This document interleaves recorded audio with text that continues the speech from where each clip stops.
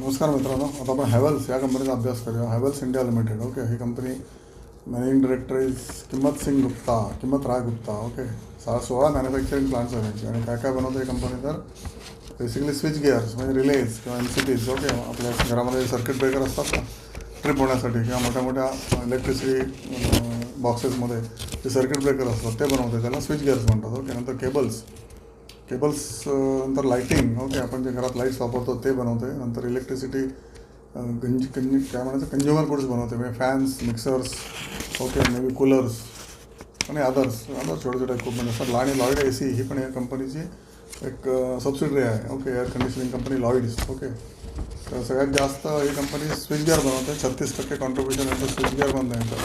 Okay, contribution आहे profitability. 18% केबलमधनं येतं, 37% लाईटिंगमधनं येतं आणि 24% इलेक्ट्रिकल गॅजेटरीमधून येतं. ओके, आणि ॲव्हरेज 20% कॉन्ट्रिब्युशन या कंपनीचं आहे.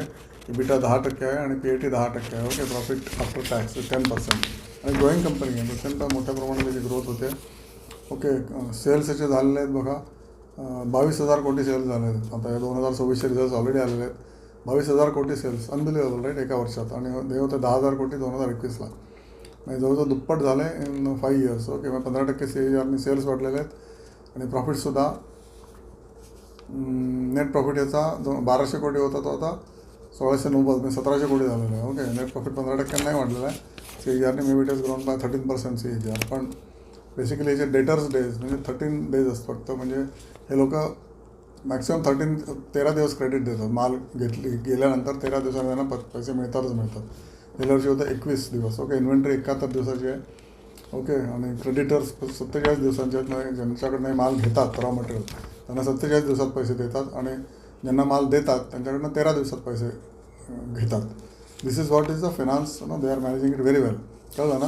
रॉ मटेरियलला उशिरा पैसे देतात आणि जे प्रॉडक्ट विकतात त्यांच्याकडनं 13 दिवसामध्येच पैसे वसूल करतात. ओके, आणि रेव्हेन्यू यांचा प्रचंड प्रमाणात तुम्हाला मी सांगितलेलं आहे. केबल्सचा 8,600 कोटी रेव्हेन्यू आहे. इलेक्ट्रिकल इक्विपमेंटचा, कन्झ्युमेबलचा 3,874, लाईटिंगचा 1,600 आणि स्विच गिअरचा 2,400. असा म्हणजे त्यांचा ओव्हरऑल ग्रोथ उत्तम आहे. आणि शेअर पडलेला आहे.